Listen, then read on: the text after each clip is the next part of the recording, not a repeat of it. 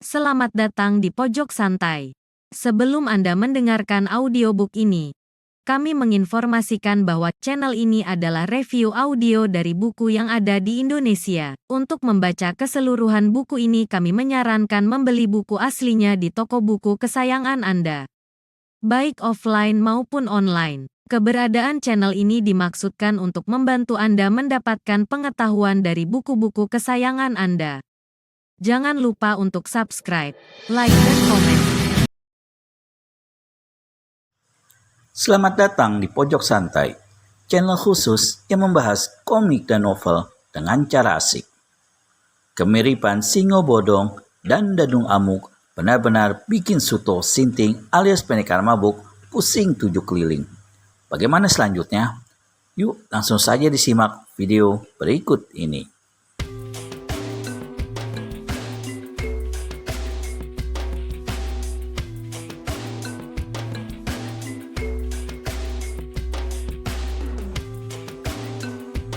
Bagaimana dengan anak gajah itu? Tetap diajak. Suto menuding Singo Bodong. Kau sendiri yang tadi usulkan begitu kan? Ya, sekarang kau sendiri yang jadi ragu. Apa maumu sebenarnya, Suto? Baiklah, aku yang usulkan, aku pula yang harus tanggung jawab. Kita berangkat sekarang. Singo Bodong tampak kegirangan ketika mengikuti langkah Suto dan Dewa Racun. Mereka menyusuri pantai untuk mencapai tempat yang disembunyikan perahu Dewa Racun. Mereka tidak menggunakan langkah cepat seperti kilat. Mereka menggunakan langkah biasa, hanya sedikit cepat. Itu saja sudah membuat Singo Bodong ketinggalan beberapa tombak jaraknya. Dadung Amuk tadi mengaku utusan dari siluman 7 nyawa. Tugasnya mencari aku dan membunuhnya. Tapi dia tidak tahu bahwa dia sudah berhadapan dengan Suto, dan aku tadi mengaku sebagai guru siluman 7 nyawa yang punya nama asli Durmala Sanca. Kau tahu nama asli siluman 7 nyawa? Dari mana kau tahu nama itu? Oh iya, rupanya aku belum cerita padamu ya. Betari Ayu, orang yang pernah kuceritakan padamu tempo hari itu. Ya. Aku ingat orang itu yang menaruh kasih sayang padamu. Lantas, ada apa dengan dia? Dia adalah... jangan ikut-ikutan Lata. Iya, maaf. Dia adalah kakak dari Dia Sariningrum. Dewa Racun hentikan langkahnya, kaget dan terperangah, dongakkan kepala memandang Suto. Kenapa kau terkejut? Aku tidak menustaimu. Betari Ayu itulah yang diceritakan tentang Chandra Badar di dalam tubuh Dia Sariningrum dan membuat Nyai Gustimu itu tidak bisa keluar kemana-mana karena takut terbakar oleh sinar matahari, rembulan, bintang, bahkan cahaya sinar kunang-kunang. Jadi Betari Ayu itu adalah Nyai Guru Dia Kumalawindu. Siapa itu Dia Kumalawindu? Kakak dari Nyai Gusti Dia Sariningrum. Setauku dia itu bernama Betari Ayu. Itu nama julukannya. Kalau benar dia kakak dari Nyai Gusti, berarti dia menyimpan kitab pusaka Wedar Kesuma. Oh iya, soal kitab pusaka itu aku pernah dengar. Memang ada di tangannya. Tapi aku tidak tahu kalau dia punya nama sebenarnya adalah Dia Kumalawindu. Bang bayi, gumam Dewa Racun. Ia tetap diam di tempat sampai Singo Bodong mendekat. Dewa Racun masih termenung. Makin lama semakin tampak gelisah. Singo Bodong berkata, langkah kalian boleh cepat dariku, tapi napas kalian masih kalah dengan napasku. Ayo, jalan lagi. Tak perlu pakai istirahat segala. Bikin lama perjalanan saja. Singo Bodong meneruskan langkahnya, menunjukkan bahwa dia belum merasa lelah.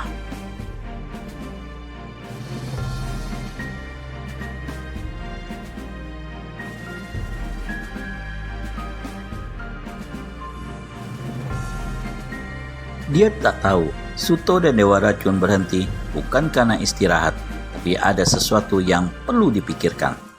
Dan langkah Singo Bodong itu dibiarkan oleh mereka berdua, sehingga Singo Bodong melayar sendiri bagai tak mempedulikan mereka lagi. Ada apa sih Dewa Racun? Kelihatannya kau gelisah sekali setelah kita bicara tentang Betari Ayu itu. Nyai Guru Dia Kumalawindu adalah orang yang paling dihormati oleh Nyai Gustiku. Sebab kitab pusaka Wedar Kusuma ada di tangan Nyai Guru Dia Kumalawindu. Memang apa arti kitab itu bagi Gusti Mahkota Sejati? Hah? Kau tahu? Tahu nama kehormatannya Gustiku juga rupanya.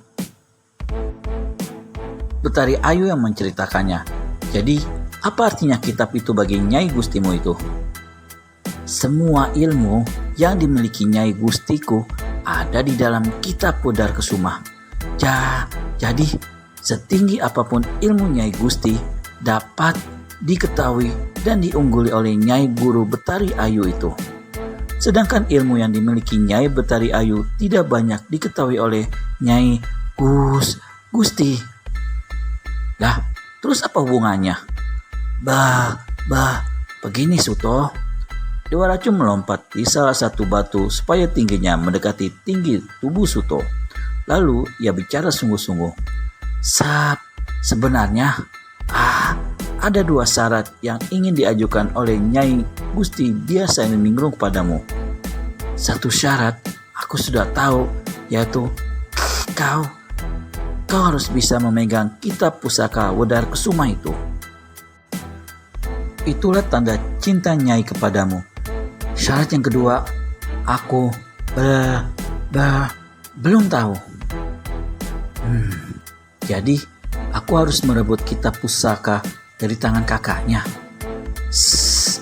Seolah-olah begitu. Kau harus mengalahkan kakaknya lebih dulu dan mengambil alih kitab pusaka itu. Jika kau bisa memiliki dan mengalahkan Nyai Betari Ayu, berarti hidup Nyai Gusti ada di tanganmu. Letak kehormatan Nyai Gusti ada pada dirimu, Suto. Memang sekarang Nyai Guruku hanya ingin bertemu denganmu. Tapi dalam pertemuan nanti, dia akan bicarakan tentang dua syarat yang bisa dianggap sebagai mas kawin yang dimintanya. Begitu maunya. Jadi saranku, sebaiknya kau datang ke sana dengan sudah membawa kitab Wedar Kusuma itu agar jangan jatuh di tangan orang lain. Apakah menurutmu ada orang lain yang mengincar kitab itu? Seingatku, satu purnama yang lalu, Nyai Gusti Mahkota Sejati kedatangan tamu yang paling memuaskan baginya, yaitu siluman 7 nyawa. Kedatangannya masih tetap sama, ingin melamar Nyai Gusti. Jika Nyai Gusti menerima lamarannya, pukulan Chandra Badar akan dilepaskan dari tubuh Nyai Gusti. Tapi Nyai Gusti mengatakan bahwa beliau tidak punya pilihan lain terhadap lelaki yang ingin dijadikan suaminya kecuali kamu, Suto Sinting. Tapi siluman 7 nyawa tetap mendesak dan mengancam akan menghancurkan negeri Puri Gerbang Surgawi, juga akan menenggelamkan Pulau Serindu. Hal itu membuat Nyai Gusti cemas, mengkhawatirkan nasib orang-orangnya.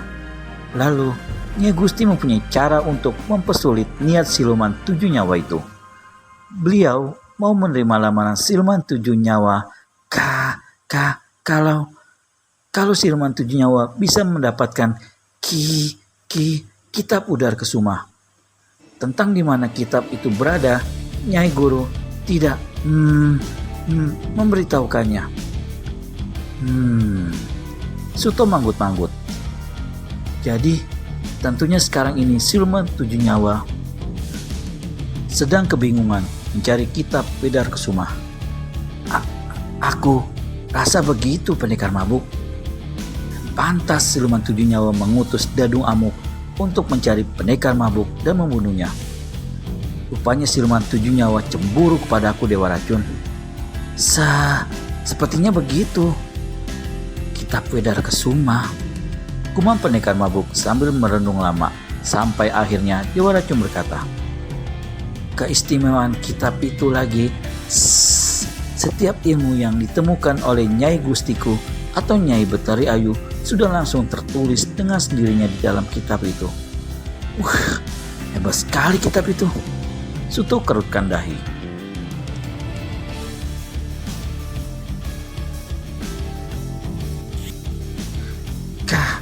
Kalau tidak hebat, tidak akan menjadi mas kawin buat Nyai Gusti Yasariningrum. Paling tidak, orang yang akan meminang Nyai Guru Mahkota Sejati harus mengalahkan kakaknya terlebih dulu dan merebut kitab pusaka itu. Suto manggut-manggut dalam renungannya, lalu hatinya membatin. Tapi kenapa dulu kitab itu akan diserahkan pada selendang kubur atau Dewi Murka ya? Mungkin waktu itu Nyai Betari Ayu menganggap salah satu dari muridnya layak menjadi penerusnya dan berhak mempelajari isi kitab Wedar Kesuma. Tapi bisa saja sebenarnya kitab itu diserahkan kembali pada adiknya dan Nyai Betari Ayu mengasingkan diri dari dunia persilatan. Barangkali sudah ada kesepakatan antara kakak beradik itu untuk menjadikan kitab tersebut sebagai mas kawin buat sang adik. Jadi mungkin Betari Ayu tidak ingin adiknya mempunyai sembarangan suami yang ilmunya di bawah ilmu sang kakak. Dengan kata lain, siapa ingin menjadi suami Yasariningrum harus diuji dulu tingkat ketinggian ilmunya. Apakah itu berarti aku harus bertarung dulu dengan Nyai Betari Ayu ya? Mereka teruskan melangkah sambil mempertimbangkan arah. Singo Bodong bahkan sudah tidak kelihatan. Jalannya tampak berhenti sehingga bikin cemas Dewa Racun sendiri. Karena itu, Suto memerintahkan Dewa Racun untuk mendahului langkahnya menyusul Singo Bodong agar tidak tersesat arah. Dalam kesendirian langkahnya, itulah Suto mempertimbangkan sikap yang harus diambil. Untuk mengalahkan Betari Ayu adalah hal yang mudah, tapi Suto tidak akan tega melawan Betari Ayu. Jangankan melukai kulitnya, melukai hatinya pun tak sampai hati. Haruskah kasih sayang yang terpendam itu dihancurkan oleh pertarungan untuk memperebutkan kitab pusaka Wedar Kesuma? Langkah Suto kembali terhenti. Kali ini terhenti secara mendadak. Apa gerangan yang membuat langkah Suto Sinting terhenti? Temukan jawabannya di video selanjutnya hanya di channel Pojok Santai. Segera subscribe dan tekan tombol lonceng untuk mendapat notifikasi video terbaru dari kami. Terima kasih dan sampai bertemu kembali.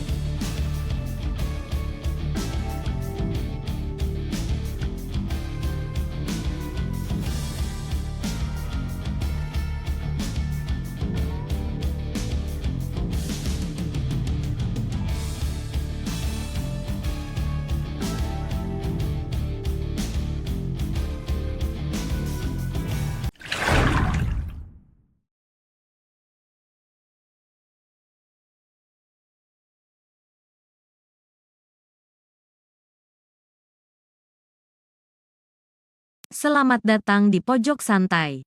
Sebelum Anda mendengarkan audiobook ini, kami menginformasikan bahwa channel ini adalah review audio dari buku yang ada di Indonesia. Untuk membaca keseluruhan buku ini kami menyarankan membeli buku aslinya di toko buku kesayangan Anda, baik offline maupun online. Keberadaan channel ini dimaksudkan untuk membantu Anda mendapatkan pengetahuan dari buku-buku kesayangan Anda. Jangan lupa untuk subscribe, like, dan komen. Selamat datang di Pojok Santai, channel khusus yang membahas komik dan novel dengan cara asik. Betapa kagetnya Suto Sinting alias pendekar mabuk mendapati informasi baru dari Dewa Racun. Informasi apa gerangan? Yuk langsung saja disimak video berikut ini.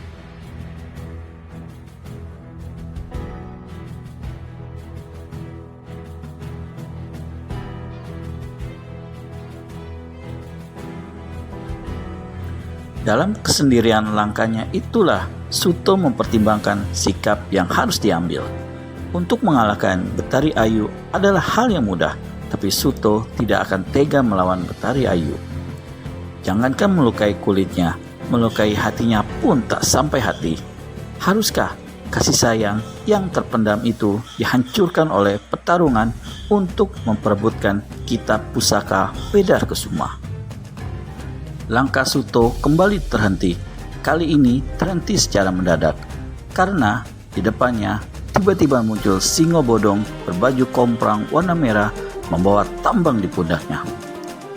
"Oh, kau belum pergi dari pulau ini, Dadung Amuk?" "Belum, Ayang Guru." Dadung Amuk menghormat karena menyangka pendekar mabuk gurunya siluman 7 nyawa. "Kenapa kau belum pergi? Dan kenapa kau hadang langkahku?"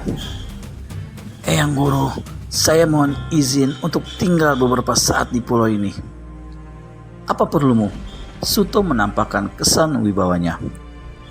"Ada satu tugas dari sang ketua yang lupa saya bicarakan tadi." "Tugas apa?" "Mencari kitab Wedar Kesuma untuk mas kawin Gusti Mahkota Sejati." "Kitab itu tidak ada di sini." "Hah? Begitukah, Eyang Guru? Apakah tidak sebaiknya saya diizinkan untuk mencarinya lebih dulu?" "Dekatlah kemari." Pendekar mabuk memanggil dengan dada membusung dan jari tangan menyuruh Dadung Amuk mendekat. Lalu orang tinggi besar itu membungkuk dan mendekatkan telinganya. Suto pun membisik, "Kitab Wedar Kesuma. Tapi jangan bilang siapa-siapa ya, mengerti?" Baik, Eyang Guru, saya mengerti." "Kalau mau mendapatkan kitab Wedar Kesuma, pergilah ke Pulau Hantu. Rebutlah dari tangan seorang nenek peot yang berjuluk si Mawar Hitam. Jelas?" "Wah, jelas sekali, Eyang Guru." "Tapi hati-hati melawan dia. Jangan mudah ditipu dan jangan cepat mempercayai kata-katanya. Ingat, Mawar Hitam hanya akan berikan kitab Wedar Kesuma pada saat menjelang ajal." "Oh iya, saya mengerti. Jadi saya harus bikin dia sekarat dulu." "Terserah caramu. Pergilah sana, Eyang merestui." "Terima kasih, Eyang Guru." Dan orang bodoh itu pun pergi setelah memberi hormat pada pendekar mabuk yang dianggap Eyang Gurunya. Sepeninggalan Dadung Amuk, pendekar mabuk kembali renungkan diri yang membatin dalam hatinya.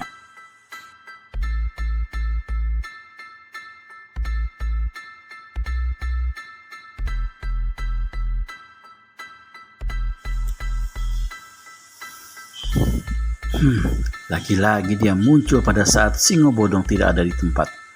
Mungkinkah singo bodong dapat berubah secepat itu? Tapi dari mana dia sembunyikan tambang yang selalu digulung menggantung di pundaknya itu? Setauku, sejak dari desa dia berangkat tanpa membawa tambang.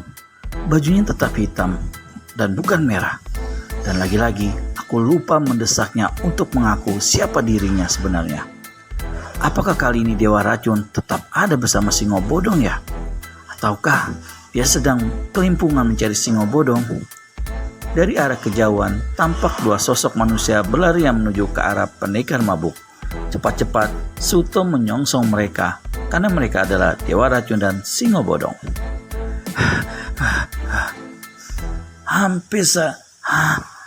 Hampir saja dia jatuh dari tebing. Kau tidak segera kutolong, kata Dewa Racun sambil menuding singo bodong yang terbengong-bengong. Kenapa dia berada di tebing? Singo bodong menyaut. Jalannya buntu, harus memanjat tebing untuk mencapai pantai berikutnya. Jadi, ya aku naik tebing. Manusia ini bodoh sekali. Dia pilih tebing yang licin untuk dipanjatnya. Padahal ada tebing yang kering dan bisa untuk lewat. Suto menarik tangan Dewa Racun menjauh sedikit dan berbisik. Dalam beberapa saat tadi, kau benar-benar bersamanya. Benar? Ada apa? Dadung Amuk baru saja menemuiku. Terkesiap mata Dewa Racun menatap pendekar mabuk. Suto melanjutkan bisikannya sambil sedikit melirik Singo Bodong. Dia juga diperintahkan untuk mencari kitab Wedar Kesuma. Apakah dia sudah tahu di mana letaknya? Belum sih. Kutunjukkan area yang salah. Kusuruh dia mencarinya pada mawar hitam di Pulau Hantu. Dewa Racun terkekeh geli. Pintar juga kau rupanya. Kau umpankan dadung amuk pada mawar hitam. Pasti habislah dadung amuk dihajar si mawar hitam itu. Ya, tapi itu kalau dadung amuk bukan Singo Bodong goblok itu. Tapi kalau dadung amuk adalah Singo Bodong, maka ia selamat dari ancaman mawar hitam. Kurasa mereka memang berbeda. Ya, sejak tadi bersamaku dan setiap gerakanku, ku perhatikan. Baiklah, aku percaya padamu. Tapi aku perlu tanyakan sesuatu kepadanya. Lalu pendekar mabuk pun bergegas menemui Singo Bodong yang merasa tak suka mereka kasakusuk terus sejak tadi. Singo Bodong, kau punya saudara berapa? 1, jawab Singo Bodong setelah diam sebentar merasa heran. Seorang adik atau seorang kakak? Seorang adik. Lelaki atau perempuan? Perempuan. Dewa Racun sudah ngobrol sama adikku. Dewa Racun menyaut. Ya, dia punya adik perempuan yang bernama Narsih. Anaknya sudah 4, suaminya nelayan. Sebaiknya biarkan dulu aku bicara pada dia. Kau tak perlu ikut campur, mengerti? Baik. Dewa Racun agak takut sedikit melihat pendekar mabuk tanpa senyum. Singo Bodong, jujur saja, katakan padaku, apakah kau tidak mempunyai saudara kembar? Saudara kembar? Kurasa aku lahir tunggal dari perut ibuku. Kau yakin tidak punya saudara lagi? Tidak punya, jawab Singo Bodong. Ibuku hanya melahirkan 2 kali. Pertama aku, kedua Narsih. Jangan kau suruh ibuku melahirkan lagi. Dia sudah cukup tua. Pendekar mabuk bergegas ke tepian hutan tak jauh dari pantai. Hanya berjarak 10 langkah lewat sedikit. Dewa Racun dan Singo Bodong mengikutinya. Suto memberi isyarat supaya orang tinggi besar itu duduk di dekatnya. Singo Bodong menurut, bagaikan patuh pada segala perintah Suto. Ia duduk di bongkahan batu yang ada di depan pendekar mabuk. Dewa Racun mendampinginya dan melompat ke atas sebatang pohon berdahan lengkung ke bawah hampir menyentuh tanah. Di dahan itu Dewa Racun duduk mendengarkan percakapan Suto dengan Singo Bodong. Agaknya pendekar mabuk kali ini bersungguh-sungguh ingin mengorek keterangan dari Singo Bodong. Sore yang kian menua dibiarkan meredup menabur petang. Sebentar lagi bumi akan gelap, tapi pendekar mabuk tak pernah peduli dengan kegelapan malam, dengan kegelapan bumi. Singo Bodong, ingat-ingatlah siapa dirimu sebenarnya. Benar-benarkah namamu Singo Bodong? Dari dulu aku memang dipanggil Singo Bodong, jawab orang berkumis yang tampangnya angker tapi bodoh itu. Siapa nama aslimu? Sugali. Mengapa kau disebut Singo Bodong? Karena sewaktu kecil aku hampir mati dimakan seekor singa, tapi segera diselamatkan oleh orang-orang desa. Sejak itu aku dipanggil Bodong. Sambil menunjukkan pusarnya yang memang melotot keluar bagai mata orang sedang marah. Baiklah, aku percaya. Apa maksud Suto Sinting alias pendekar mabuk dalam menanyakan nama asli Singo Bodong? Temukan jawabannya di video selanjutnya hanya di channel Pojok Santai. Segera subscribe dan tekan tombol lonceng untuk mendapat notifikasi video terbaru dari kami.